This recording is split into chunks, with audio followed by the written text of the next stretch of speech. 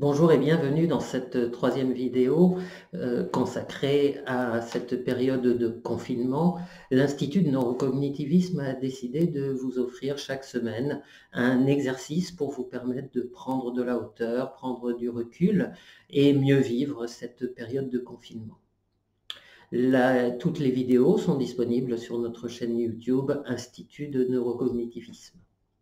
Pour cette troisième vidéo, j'ai décidé de travailler cette fois-ci sur un aspect bien particulier qui est le lien qui existe entre nos comportements, donc notre corps, notre posture, nos pensées et nos émotions. Par exemple, lorsque je suis énervé, et vous avez vu tout de suite quand je me mettais dans cette émotion-là d'énervement, vous voyez que mon corps avait tendance à se tendre, en particulier le haut du corps, ma voix a porté beaucoup plus, et on s'aperçoit en effet que je peux avoir à ce moment-là des pensées du genre ce n'est pas acceptable, etc. De la même façon, si je suis un peu inquiet sur mon avenir, bien, je vais avoir des mouvements un peu désordonnés et potentiellement, mais là je regarde la caméra, mais mon regard va partir un petit peu dans tous les sens. Donc on voit encore une fois que une émotion va avec une pensée, comment je vais mener cette vidéo, qu'est-ce qui va se passer, etc. Comment je vais vivre cette période de confinement, est-ce que j'aurai encore du travail? Voilà, et vous sentez tout de suite que même la voix se met à trembler, donc notre comportement, nos émotions, nos pensées sont bien reliées.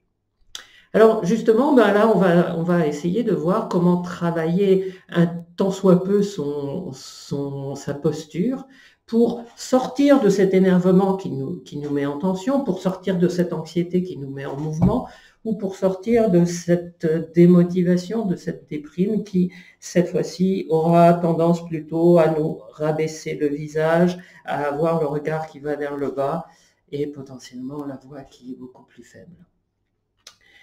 Eh bien, tout simplement, lorsque vous vous sentez moins bien, lorsque vous vous sentez énervé, lorsque vous sentez une anxiété qui vient en vous, eh bien, un exercice tout simple consiste à simplement se redresser. Redresser votre corps et redresser véritablement sans forcer, hein, mais redresser le corps pour permettre justement à un deuxième élément qui va bien nous aider, à la respiration, de se mettre en place et donc d'inspirer par le nez, de sentir que cette inspiration descend véritablement jusqu'au diaphragme et que ce diaphragme gonfle légèrement le ventre, puis gonfle la poitrine, puis dans l'expire, que l'ensemble de l'estomac se referme un tout petit peu vers l'arrière pour que le diaphragme justement remonte et envoie l'air vers le haut. Et ce que je vous propose, c'est généralement de le faire plusieurs fois, en gardant peut-être même une forme de petit sourire léger sur le visage. Et donc, quand vous êtes dans une situation où vous vous sentez mal, posture. Déjà, je me sentais mal, ça valait combien, quel était mon degré d'énervement, quel était mon niveau d'anxiété entre 1 et 10, où le 10 serait l'énervement total, où 10 serait l'anxiété vraiment importante.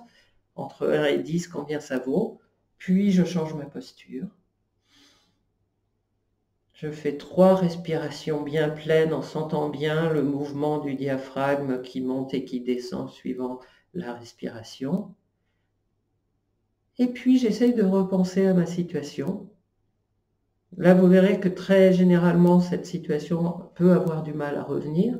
Mais deuxièmement, ce que vous sentirez en tout cas, c'est que généralement, votre émotionnel par rapport à cette situation a changé, alors que la situation n'a pas changé. Ce que vous avez changé, c'est votre état d'esprit simplement en changeant votre posture, en changeant aussi, il faut quand même le reconnaître, en vous concentrant sur 2 éléments, la posture et la respiration. Bien entendu, on peut aller encore plus loin que cela en faisant un exercice qui s'appelle la cohérence cardiaque. la cohérence cardiaque correspondant au fait d'assurer une respiration qui va tenir pendant 6 secondes d'inspire, puis 6 secondes d'expire,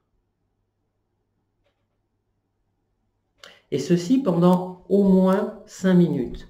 Très étonnamment, ce que vous verrez, c'est que dans les heures qui suivent, le bien-être apporté par cet exercice va perdurer.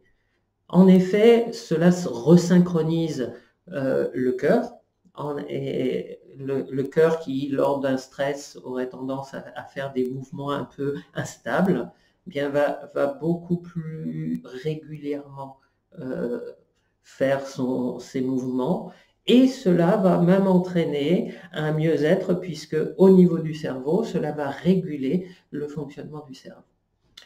Voilà un exercice tout simple, une vidéo bien sûr bien plus courte que les précédentes, mais je vous conseille véritablement de le tester et puis de revenir la semaine prochaine pour une vidéo complémentaire ou même essayer de revoir les vidéos précédentes. Si vous voulez connaître plus de choses sur notre institut, n'hésitez pas à aller sur le site www.neurocognitivisme.fr. À très bientôt, en tout cas à la semaine prochaine. Merci.